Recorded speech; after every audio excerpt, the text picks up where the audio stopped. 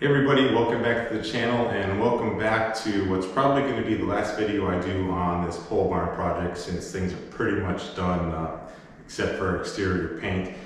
What I want to do in today's video is go through a cost breakdown on the project, and I've got a highly advanced counting system here where I just stuff receipts in a paper bag during the project, and this morning I went through the receipts and sorted things out in different categories, and so we're going to go ahead and step through the cost. So stick around and we'll get started.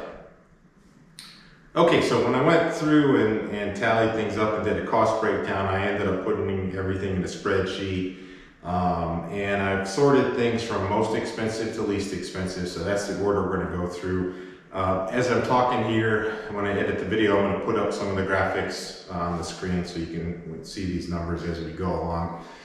But we'll start with the most expensive item on this project was the concrete work, and that was for the interior floor and then the aprons in front of each garage door. This building, interior wise, it's right around 21 by 24 interior space, give or take. I think it's like 512 square feet. I don't remember the exact dimensions. But we did a 4-inch slab in here, fiber reinforced, 3,500 PSI, machine trowel finish, and then the aprons were done in a separate pour, and those are also 4-inch thick, 3,500 PSI with a broom finish. I think I mentioned before, exterior and interior concrete has different requirements and needs, and so we really had to do those in 2 separate pours. What that meant was the per yard cost for the aprons was quite high because that was a small batch of concrete, a small load, and they charge you for that when they deliver it. But putting everything together, all the concrete work came to $6,250. And again, that was the single biggest cost on this project. I think I've mentioned in the past, pole barns are very economical if you can do with a gravel floor. And you know, you can still put down plastic under the gravel and have a pretty dry interior. And you could even condition the interior of a pole barn with a gravel floor. As soon as you go with concrete, it has a big chunk, and here it was the biggest single cost in the entire project. Next down on the list was the wood for the exterior siding and trim. That was 1 by 12 Eastern White Pine, came out of Maine. Really nice wood. Way more than I could produce on my sawmill in the amount of time that I had, especially considering that really needs to be stacked, stickered, and dried, you know, for a long time. And so I ended up having to buy that. That was $42.60, and I used up probably 95% of that wood on the exterior. I've used some of the leftovers and scraps to trim out the interior, and I've got about I think 6 or 8 16-foot boards left and about 5 12-foot boards left, which I'll find a place to store those for future use. So number 3 on the list, third most expensive, were the garage doors. I've got a 9x7 and a 9x8. Those are double wall steel, insulated R17. Basically the best garage doors I could get. I kind of went overboard on the garage doors, but they were so much nicer than the cheaper alternatives that I really felt it was worth the expense. So those were $4,200 for the 2 garage doors. That included installation because if I was just going to buy the doors myself from one of the local home stores, the quality was not quite as good, but I was only going to save a few $100s, so I ended up going with better doors and having them installed. And so we've gone from $6,200 for the concrete, $4,200 for the siding, and roughly that for the doors. Now we're going to take a jump down. Then the 4th biggest expense for the project was the roof, and that cost includes OSB, sheathing, underlayment, roofing shingles, drip edge, fasteners, you know, the ridge cap, the ridge vent, all of that stuff. And that came out to $25.22. You know, roofs are expensive. There's no way around that. I happened to buy the OSB sheathing when it wasn't too high. It's gone crazy in recent years. I've seen a low of $11 to a high of $60 during COVID for a 4x8 sheet of 7/16 OSB. I got lucky and was able to get it in the $12 to $14 range when I put the roof on. So roof was $25.22. Next on the list is what I'm going to call the previous carport cost, because this building, one half of it started as a timber frame carport that I built, I don't know, three, 4 years ago, I guess. And that project had cost me $21.44 to do. And I reused much of that project, pretty much the structure and the framing for this side of the new pole barn. So I wanted to include that in the cost. I'm going to come back later and take a credit for some of the items from that previous project. So that's, again, $21.44 for the previous carport. Next on the list is what I'm calling miscellaneous, and that includes all kinds of things, fasteners, just random trips to the store, bags of concrete, just nickel and dime things all throughout the project that actually total out to pretty good chunk. That was $18.84, and that's what, number 6 on the list for most expensive. So that's certainly up there, and that was a lot of receipts. The miscellaneous category, I probably had 50 to 100 receipts I went through to add things up. Just a lot of small stuff that really adds up on a project. Okay, so next on the list, which would be number 7, was my PTAC unit, or HVAC system that's over there mounted on the wall. That does heating and air conditioning. It's a heat pump. It's also got backup electric heat, 15,000 BTU unit.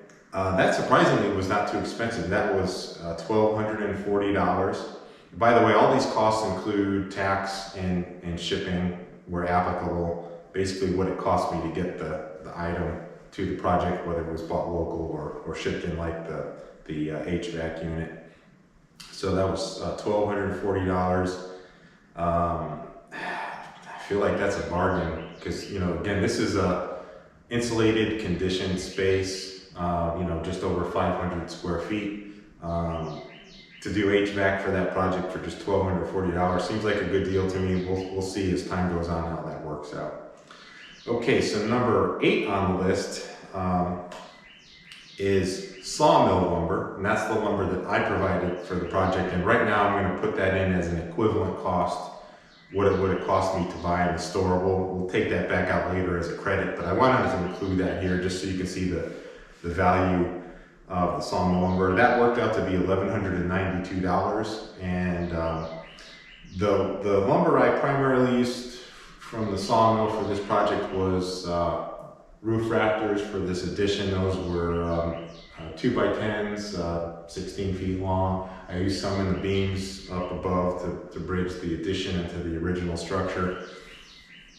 And then a lot of 1x lumber, Southern Yellow Pine 1x lumber that I used for the soffit going around the building.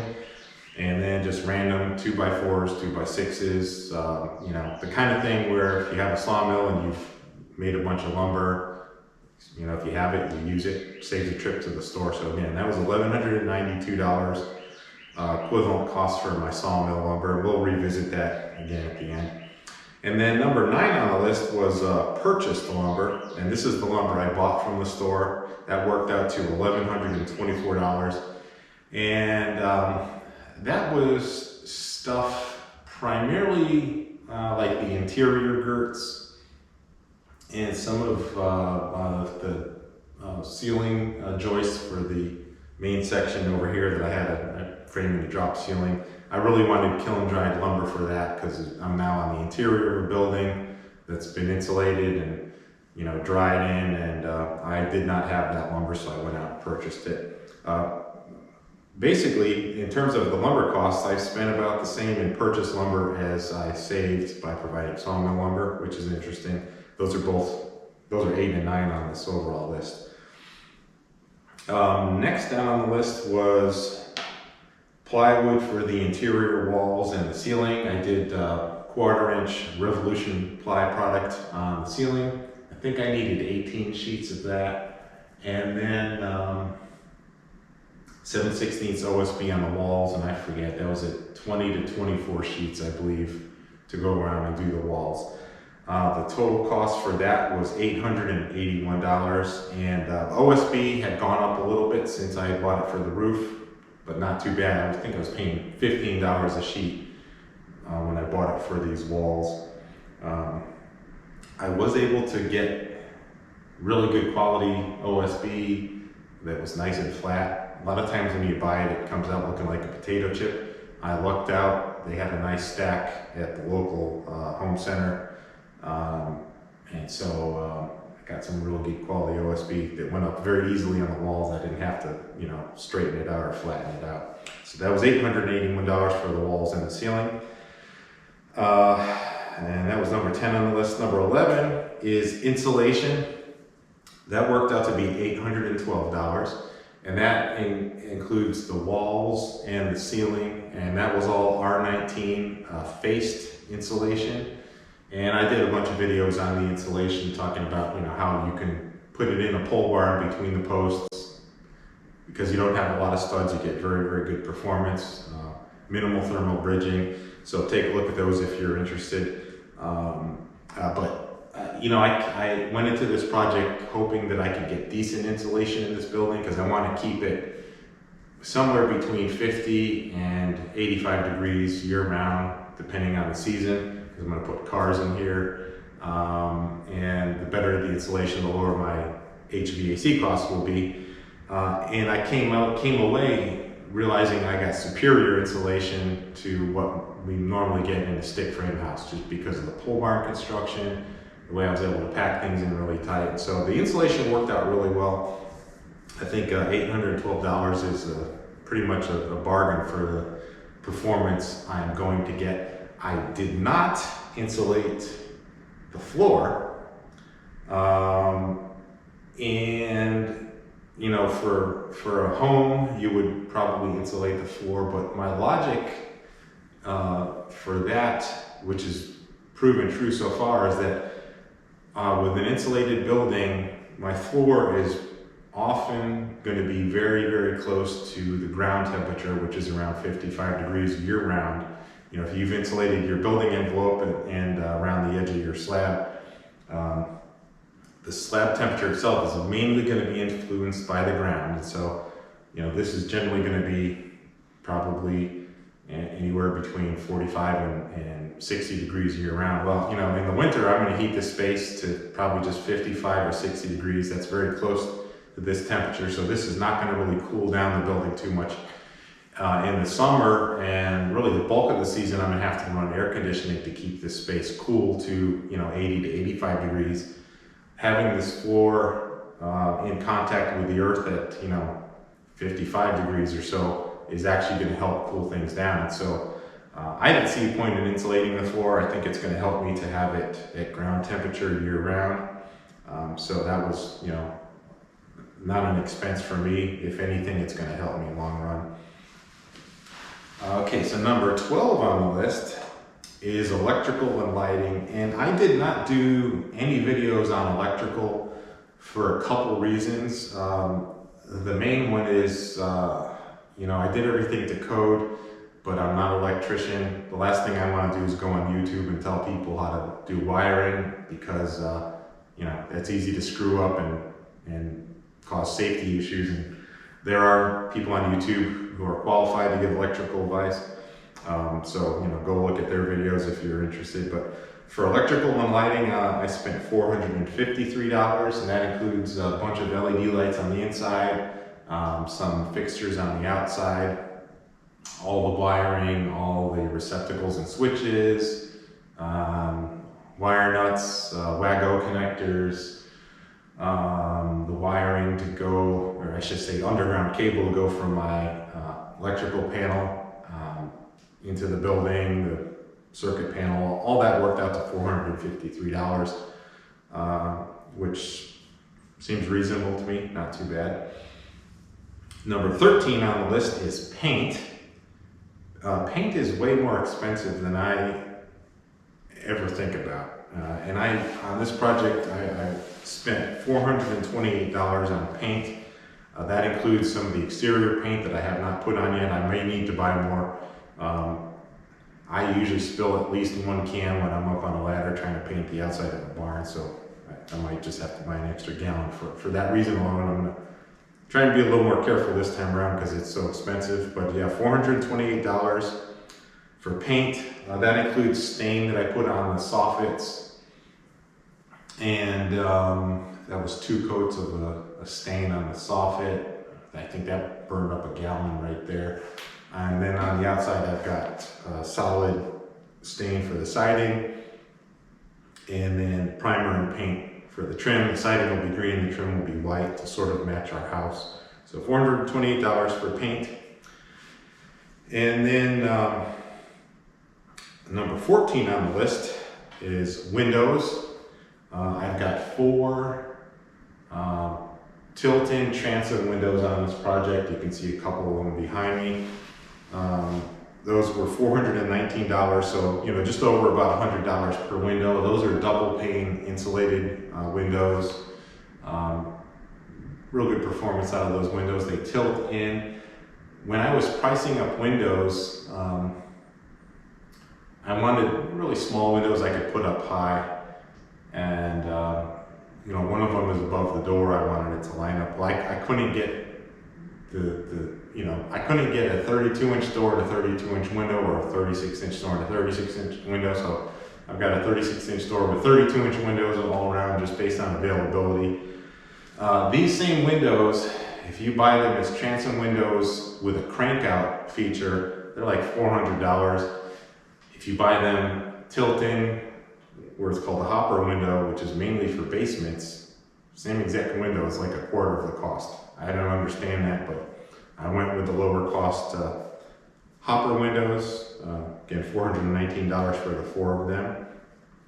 And then right below that, number 15 on the list is the entry door. And that's a 36-inch wide insulated fiberglass entry door, masonite door, craftsman style.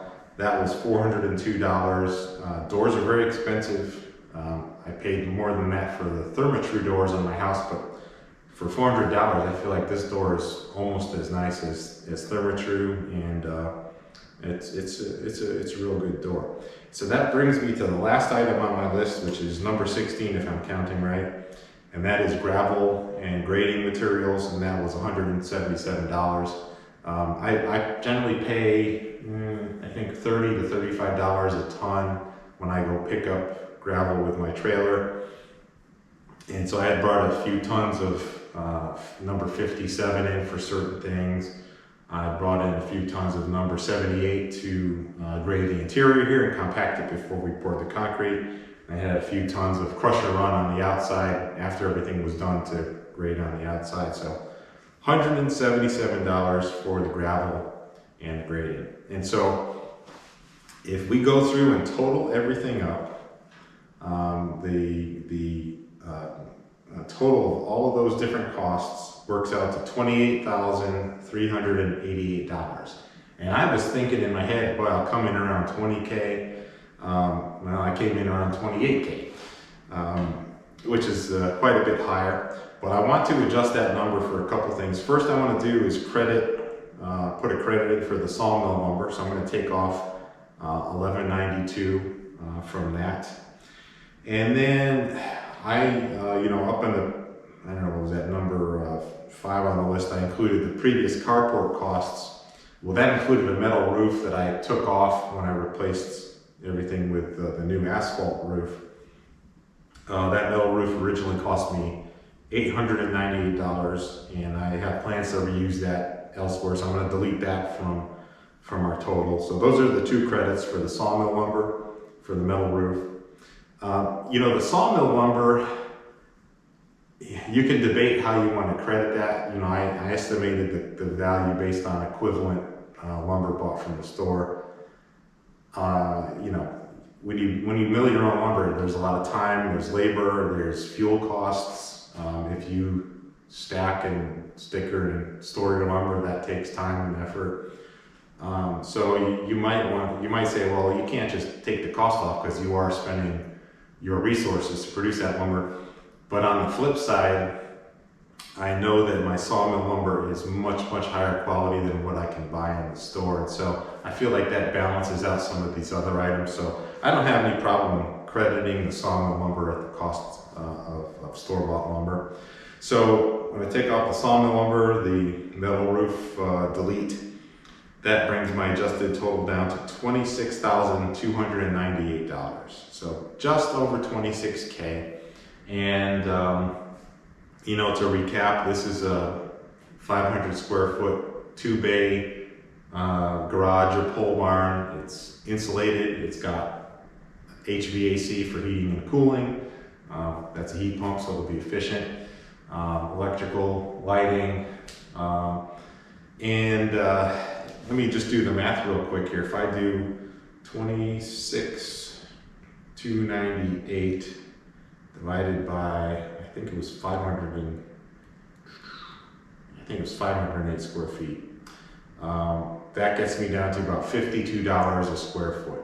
And if you know anything about building in 2024, $52 a square foot is a bargain.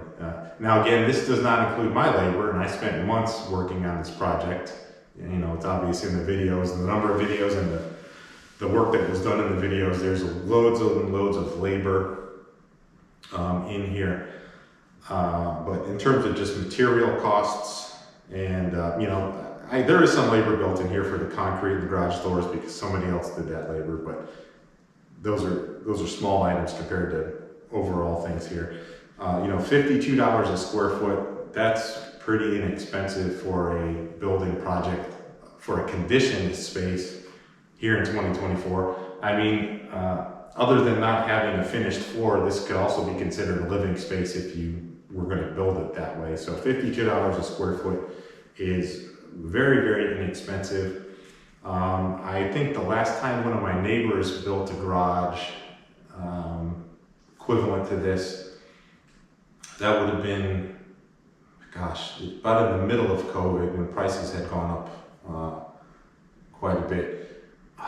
I want to say he was paying around $200 a square foot for the building, you know, and the labor. Main difference was his was not insulated or conditioned. Okay, so just to give you an idea, though, you know, I'm coming in at probably a quarter to a fifth of the cost of a similar building if you paid someone else to do it and do all the labor. So I feel like that's a pretty good savings, and I enjoy this work.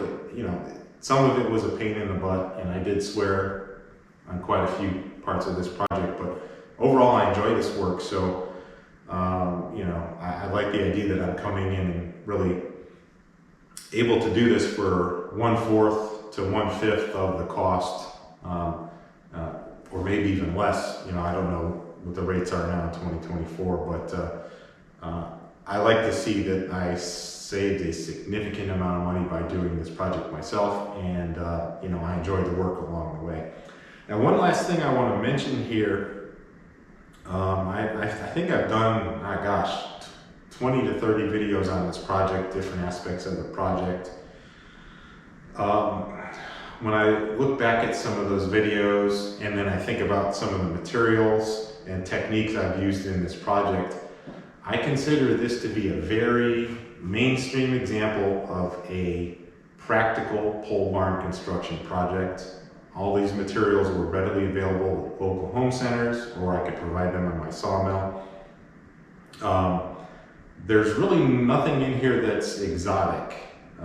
Okay, so I feel like this is a really good illustration of the kind of project a do-it-yourselfer can tackle with normal materials that are available to them. and do things for a reasonable cost. I want to contrast this with a lot of videos I see on YouTube now, and you probably watch these same guys. There's half dozen builders on YouTube, some for pole barns, some for home construction, that put together some really nice flashy videos.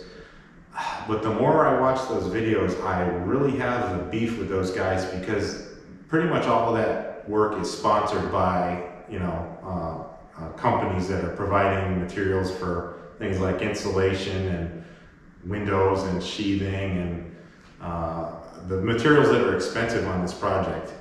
And I feel like, at least in the YouTube community of projects and builders, a lot of these guys have strayed out of the zone of reality. I mean, they're describing techniques and materials that are not affordable or attainable for most people like us. And it just struck me when I was going through my costs and the review of what I've done here. This is a realistic project for a do-it-yourselfer or an average person who's in the business of building barns and garages. Everything is reasonable here. And I'll just give one example, like, the insulation, I just use R19 faced bats. Owens Corning, go down and buy those at Lowe's or Home Depot. I saw another pole barn project shown on YouTube recently where they used rock wool everywhere. And rock wool for the same R value is about 5 times the cost.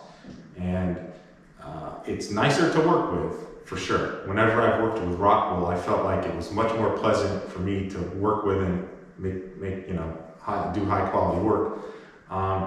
But the average person is not going to pay 5 times more for rock wool when, in terms of the overall insulation performance and energy performance for building, it's not going to make any difference. So lately I've developed a real beef with some of these fancy builder videos where they're showing expensive materials and products that they don't have to pay for them. It's no skin off their back, yet what they're showing to the YouTube audience is, they're not things that most of us can afford or justify.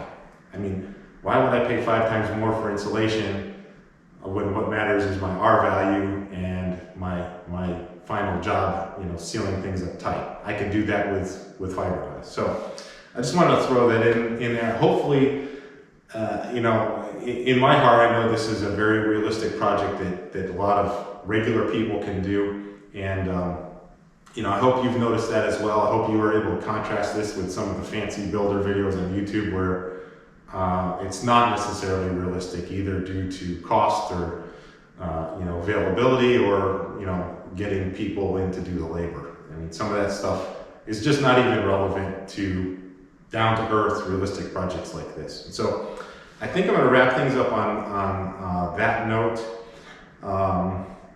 So yeah, $26,000 for a little over 500 square feet of insulated and conditioned garage space. I feel like that's a good number. I'm pretty happy with that. I know it would have cost me considerably more for someone else to do it. Would have saved me a lot of grief. I'd have a lot more free time. And I'm definitely not looking forward to painting the outside of this building, but I just feel like for $26K, a little bit higher than I thought it would be, but overall, I think that's a great value for what I ended up with here. So that's going to do it today. As always, thanks for watching, and please, if you have any questions or comments, leave them down below. Take care.